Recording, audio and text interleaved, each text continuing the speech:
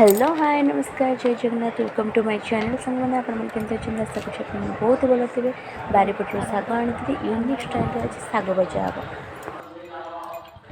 हम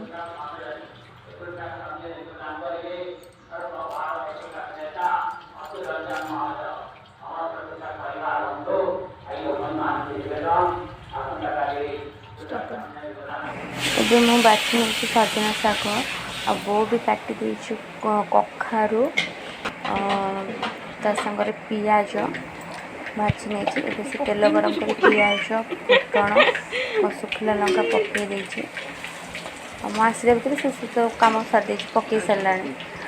ମୁଁ ଏବେ କହିଦେଲି ପିଆଜ ସୋରିଷ ଆଉ ଲଙ୍କା ପକାଇ ଦେଇଛି। ପକାଇ ଦେଇକି ସେ ପିଆଜ ଟିକେ ବ୍ରାଉନ୍ ହେଇଗଲା ପରେ ତା ଦେହରେ ବଡ଼ି ପକାଇଲା ଯେଉଁ ବିରି ବଡ଼ି ଗୁଣ୍ଡ କରିକି ସେଗୁଡ଼ା ପକାଇକି ଭାଜିଲା।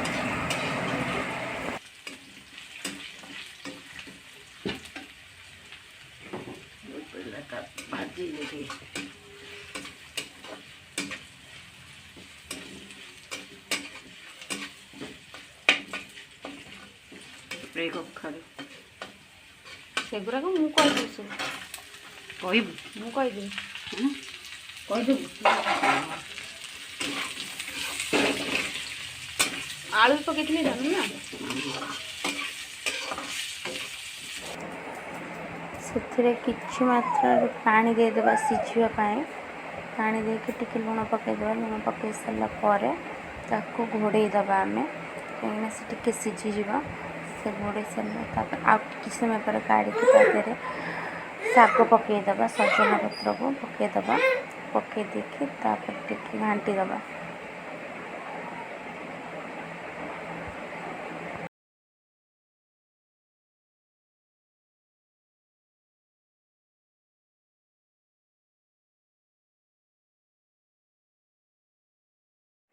ଏ ଶାଗକୁ ବେଶୀ କିଛି ସିଝେଇବା ଦରକାର ନାହିଁ, ସେ ସିଝିଯିବ। ଘୋଡ଼େଇବା ବି ଦରକାର ନାହିଁ, ବେଶୀ ଘାଣ୍ଟିକି ବାଳିଆ ହେଇଯିବ ନହେଲେ। ବେଶୀ ଭିଟାମିନ୍ ହେଲା। ସିଝି ଆସିଲାଣି ଶାଗଟି।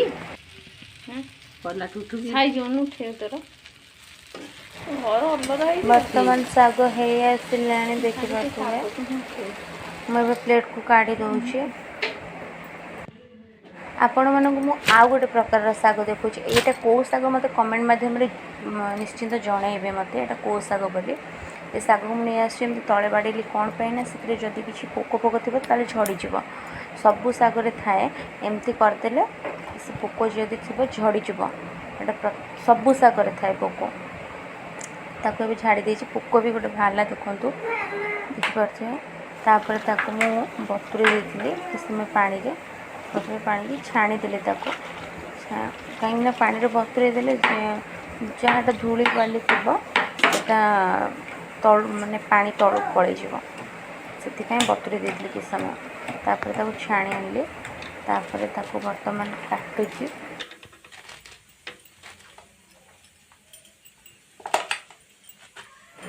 କାଟି ସାରିଲା ପରେ କଡ଼େଇ ବସାଇ ଦେବେ, ତେଲ ପକାଇ ଦେବେ। ତେଲ ପକାଇ ସାରିଲା ପରେ ଇଜି ପ୍ରୋସେସ୍। ପିଆଜ ପକାଇ ସାରିଲା ପରେ ଗୋଲ୍ଡେନ୍ ବ୍ରାଉନ୍ କଲର୍ର ହେଇଗଲା ପରେ ସେଥିରେ ପକାଇବା କିଛି ସୋରିଷ ଆଉ ଶୁଖିଲା ଲଙ୍କା। ଏମିତି ସାଇଡ଼୍ କରିଦେବେ, ସୋରିଷ ଶୁଖିଲା ଲଙ୍କା। ପିଆଜ ଗୋଲ୍ଡେନ୍ ବ୍ରାଉନ୍ କଲର୍ ହେଇଯାଏ, ସେଥିରେ ଆମେ ଶାଗ ପକାଇଦେବା। ଶାଗ ପକାଇକି ଆମେ ତାକୁ ଘାଣ୍ଟି ଦେବା। ସେଥିରେ ସ୍ୱାଦ ଅନୁସାରେ ଆମେ ଲୁଣ ପକାଇଦେବା। ଲୁଣ ପକାଇ ଦେଇକି ତାକୁ ଆମେ ଟିକେ ଏପଟ ସେପଟ କରିଦେବା। ବର୍ତ୍ତମାନ ହେଇ ଆସିଲାଣି ଶାଗ। ଦେଖିବା ଟେଷ୍ଟ କରିବା କାହାର ଶାଗ ଭଜା ଭଲ ହେଇଛି। ମୋର ନା ବୋଉର ଶାଗ ଭଜା। ଏବେ ମୁଁ ପ୍ଲେଟ୍କୁ କାଢ଼ି ଦେଉଛି। ଦେଖିବା କାହାର ଭଲ ହେଇଛି।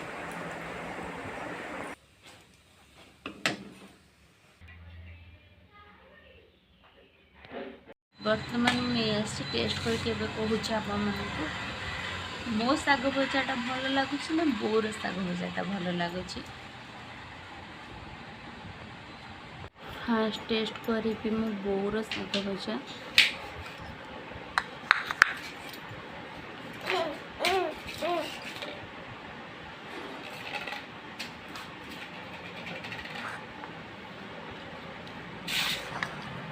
जोटा करथिले सेटा टेस्ट करछेबे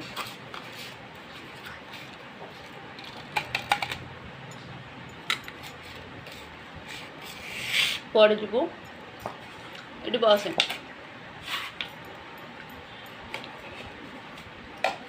दुटा को भल होइछि बेसी भल होइछि एटा जोटा कि सजना साग भजाटा बहुत टेस्ट होइछि कहीं ना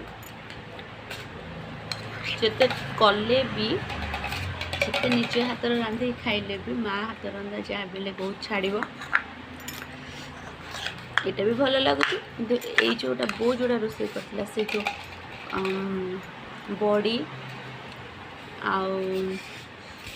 आटा कौन कखारू पकईकि जोटा करथिला सजना सागर यूनिक सेटा बहुत बढ़िया लगुच मत यहाँ बहुत भल लगे मो जिन मत भल लगे यहाँ एत खास लगुन यहाँ बहुत भल लगुच आपण मैंने भी करंतु घरे